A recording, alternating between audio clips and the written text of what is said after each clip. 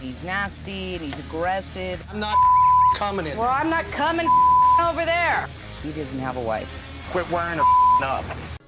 Hello everyone and welcome back to my channel.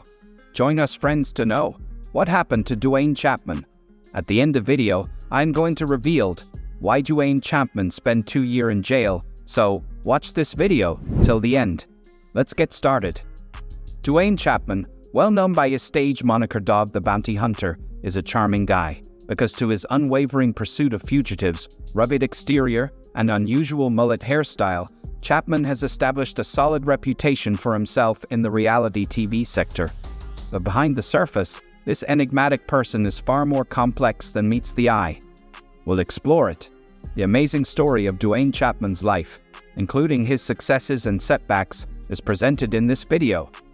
From humble beginnings as a high school dropout, he ascended to become one of the most renowned bounty hunters in the world. Duane Lee "Dog" Chapman was born on February 2, 1953. He is well known by his identity, Dog the Bounty Hunter.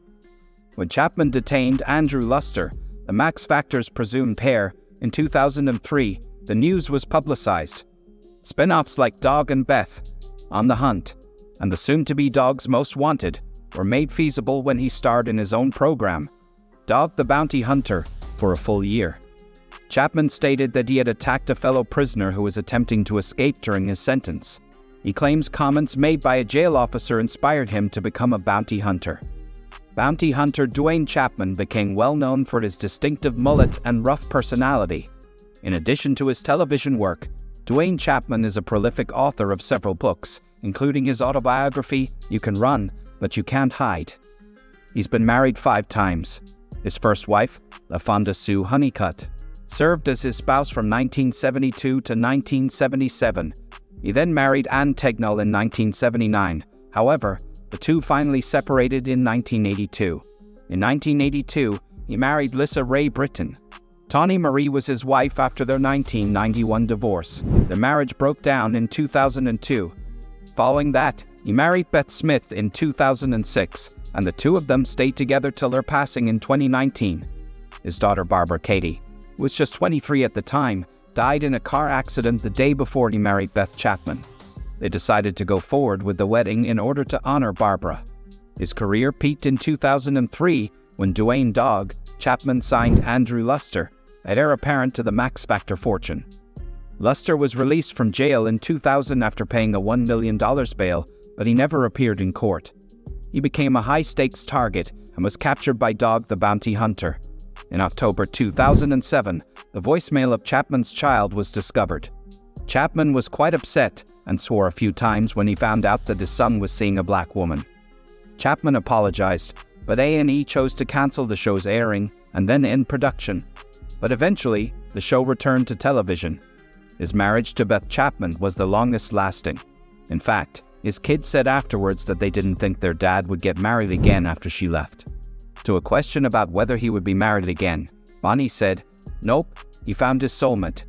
He feels deep down that nobody can really take her place. Their special bond gives me faith that real love is possible."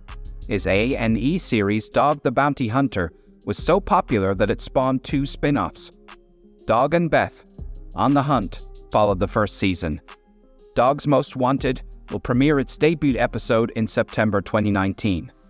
Because of his personal experiences in the criminal justice system, Duane Chapman is an outspoken advocate for change and fair treatment for all parties involved in the legal system. Duane Chapman has always loved and cared for animals, which is why he often comes out in support of animal welfare. For bail bond companies and bounty hunters worldwide, Duane "Dog" Chapman is a divisive character. In the modern bounty hunting industry, Dog the Bounty Hunter is considered the most well-known bounty hunter, for better or bad.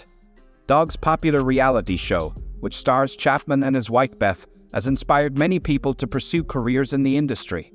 Nevertheless, Dog has occasionally irritated his fellow bail bond brokers. Chapman is not just a well-known media figure. He still pursues thieves with vigor. Not so long ago, he was part of the search for the 2 prisoners who had broken out of the Clinton Correctional Facility located in New York. Professionals like Chapman are getting additional notoriety and perks now that the 2 inmates are included in the U.S. Marshals list of the 15 most wanted. The bounty hunter's increased pressure surely contributed to the convict's eventual arrest and imprisonment. However, they were besieged when nearby bounty hunter Charles Fisher filed a $30 million case against Dog the bounty hunter and his wife. Fisher says that his professional reputation was ruined by his presence on the show. Whether this was the product of masterfully produced television, Fisher comes out as a completely dishonest bondsman in the show. It appears that Dog paid Fisher $20,000 for phone numbers that, when seen through a camera, would lead to the arrest of a wanted individual. The program also hinted that Fisher was using his connections inside the jail to expand his business rather than paying his insurance company. Fisher claims that since appearing on the show, his business has been drying up, and he believes that a $30 million payout would be adequate to offset the losses. Chapman has not yet responded to the accusation, but it might be bad for his business and TV reputation. A little more than a year ago, Dog's best friend and wife, Beth, lost her horrific battle with throat cancer. He said that his agony had gotten to the point that he was thinking of taking his own life. His new wife has the name Francie Frayne. She claims in an interview that she didn't know who Dog was before they met. I glanced at his picture and said to myself, I have no idea who that is. That guy needs a haircut. In 1976, Dog was convicted of first-degree murder in relation to the death of Jerry Oliver in Pampa, Texas. Teenage Ryder Dog was waiting in a car when his friend accidentally shot Oliver, 69, a drug dealer and alleged pimp, after they got into a quarrel over a cannabis deal.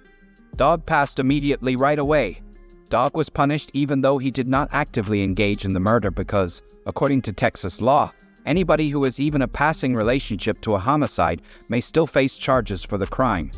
His life was drastically altered when he was found guilty of first-degree murder and sentenced to 5 years at Texas State Penitentiary. When one of his colleagues brandishes a gun, he uses a taser because he isn't permitted to carry a weapon. He was permitted to escape jail after serving just 1.5 years of his term, and he made the decision to hunt for employment outside of the law. Furthermore, Dog's arrest in Mexico coincided with his rise to prominence for tracking down Andrew Luster, who had escaped to Puerto Vallarta due to accusations that he had committed many sexual assaults using the date-rape drug GHB. Although he had found Luster, he was stopped at the border between the United States and Mexico by Mexican police, since bounty hunting is illegal in their country. Dog and his gang were held captive in Mexico until they could post the required bail and were released. However, they too became fugitives after leaving Mexico for the United States. Ever since he had that epiphany in 1976, Chapman has committed himself to doing morally. Dog stated, I have been misjudged, misinterpreted, and misunderstood for the most of my life. In his book You Can Run, But You Can't Hide, I have tried, throughout the last 27 years, to stand with the right people. I'm still seen as a murderer, an ex-convict, and a criminal, despite my best efforts to present myself as a good and moral man.